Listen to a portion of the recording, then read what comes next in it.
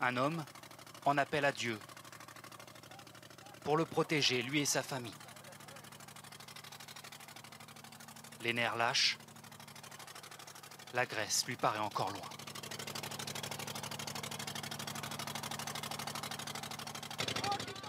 Dans 45 minutes, on y sera. Mais autour de nous, personne ou presque n'est rassuré. J'ai dit au capitaine de ne pas aller trop vite, car il vaut mieux avancer doucement et arriver sain et sauf. La mer est belle, mais le moteur ne marche pas très bien. 60 personnes se serrent sur cette vieille chaloupe. 2 000 € par adulte, 1 000 € pour les enfants. La traversée est pénible. Le bruit du moteur écorche les tympans. La fumée et les odeurs de mazout prennent à la gorge. La nuit commence à tomber et sans lumière, le bateau devra naviguer au milieu des cargos. C'est à ce moment précis que le moteur va rendre son dernier souffle.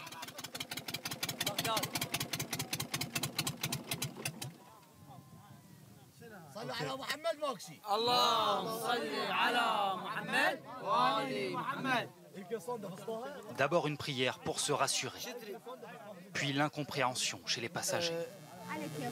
Le moteur vient de s'arrêter et on se retrouve donc à peu près 2,5 km, 3 km des côtes turques, quasiment sans lumière si ce n'est celle de notre caméra, et on ne voit pas de bateau à l'horizon. Pour l'instant, on est bloqué.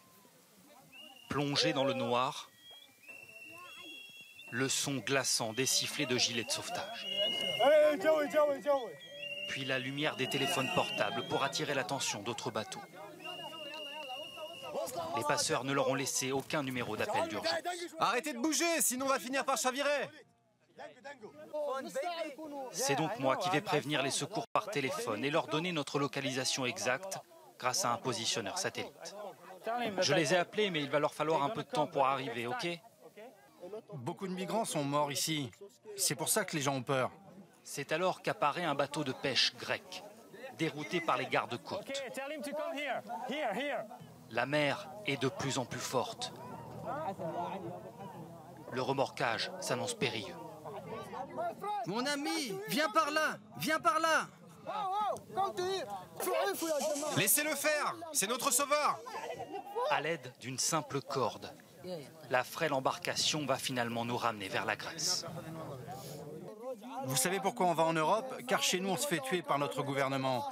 Alors que chez vous, quand vous en avez besoin, on vous aide. Le mal de mer rend la fin du voyage bien longue pour certains. Encore quelques centaines de mètres d'angoisse. Et après 4 heures de traversée, des applaudissements pour saluer la fin du périple. Laissez passer les enfants d'abord.